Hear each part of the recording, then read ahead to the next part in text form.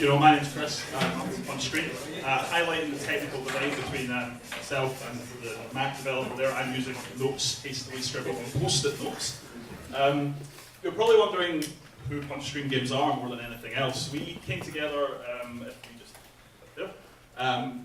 via the Momentum course that's currently running throughout Ireland. It's teaching game design to people who've been sort of unemployed for more than 12 months. From that, we formed a studio with 3 people. Myself, Chris, doing the design and the production stuff, Manus doing programming and design, Stephen, who does our audio and programming, and Trevor, our artist. From there, we produced Goldbeard, which has been hastily cut to bits in this PowerPoint, apparently. We had a couple of ideas that we were going to do for games. We have a big project that we're working on, which we're going to showcase in a bit. However, prior to that, we wanted to put out a game that just sort of showcased a bit of our humour, a bit of what we like, and a bit of what we do. And that came about as Goldbeard. Now, to clarify for everyone in here, it's not a game about Dave McCabe. Despite what Dave McCabe may tell you. If we move forward. Basically, Goldbeard's a 2D dungeon platformer. You run around, you collect coins, you push blocks onto switches to open doors, and you progress through it. Here we see him standing on a platform trying to not die, which is a recurring theme throughout the game. It does look uncannily like Dave McCabe.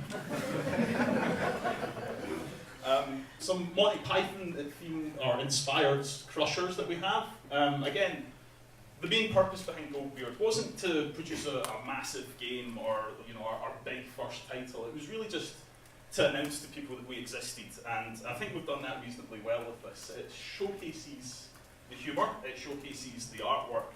The game itself plays incredibly tight. The controls are fantastic, it's really responsive, and it works really well.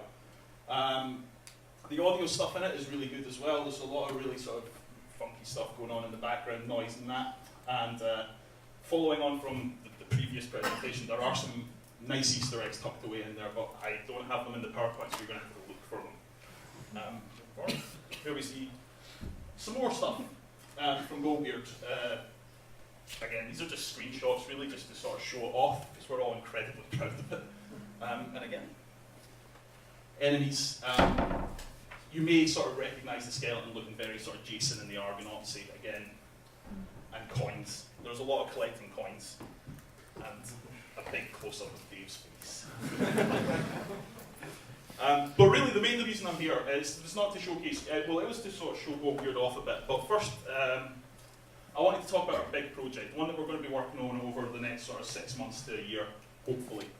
And that is moving on. And it's story time, really. I'm going to tell you a story. A historical story, a story that's actually true as well. It's not a work of fiction. It's the story of Wojtek, the Polish army bear. Now, I need to grab my notes for this because there's a lot of Polish names in it, and as you could probably guess from the accent, I'm not Irish, but I'm not Polish either, so I do struggle with the pronunciation of them.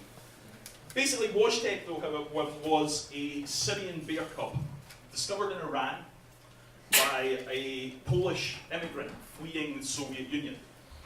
And she bought the bear cub from an Iranian boy and was travelling through Iran when she carried the bear cub with her. It's a lovely story. She found the bear's mother shot and looked after the bear cub. However, looking after a bear cub is probably not what you want to do when you're fleeing oppression.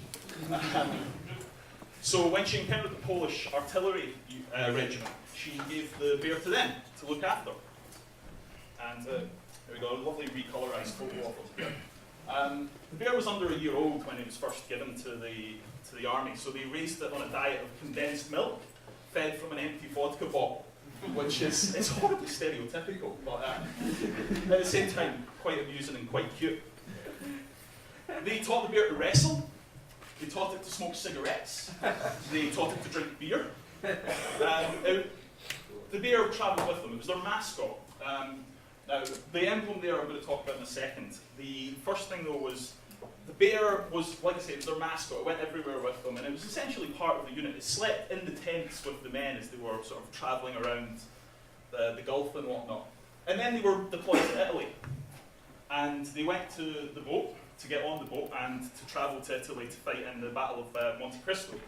And the boat was ran by the British Army. And the British Army went, there is no way you're bringing a bear on our boat. So the solution was to enlist the bear in the Polish army, and he became Corporal Wojtek. And listen, this is a true story. They took the bear over to Italy, where he won a Valour Medal for carrying ammo crates to the front line under fire, never dropping a box, never once stepping back. After which, the Polish army, in honour of Wojtek, decided that from then on, the emblem of the artillery corps in the Polish army would be Wojtek carrying an artillery shell. Which, again, is a lovely story. Can we forward the page? And this comes to us. After the Second World War, Wojtek was retired to Berwickshire in Scotland, which is kind of how I know about it. He lived in Edinburgh Zoo up until the mid-60s, when he unfortunately died of old age. However, during that time, the Polish army would frequently visit him and toss him cigarettes and bottles of beer. And unfortunately, no one was allowed in the bear cage to light his cigarettes for him anymore, so he ate them. Which is not something I would advise either. So we kind of thought it's not really a fitting end to a hero like Wojtek. What would be a fitting end for a hero like Wojtek? Well, let's just imagine he got abducted by aliens. Yeah. Wojtek was abducted by aliens. He was abducted by a specific alien, an alien who travels the galaxy hunting famous animals. But they picked the wrong bear. So Wojtek is now, if we can flip forward, the series of slides we've got next is mostly concept art at the moment. Like we say, we've got some stuff put together in Unity and that, but it's not at a stage where we feel comfortable showcasing it at the moment. So this is all really concept art, and I'm hoping that it gets the point of the game across, really, to be honest. But here we see aliens, very classic. Obviously, the game's going to have to be set in the early 60s, so we went with it. We went 60s style, big grey-headed, big aliens, ray guns, flying sorcerers, that type of thing. So, moving swiftly on, as I keep talking. We also noticed that aliens, and regardless of whatever type of fiction it is you're reading, like to abduct cows. So there's going to be a lot of cows in the game, a lot of aliens, and a big angry bear that punches people. Moving swiftly on.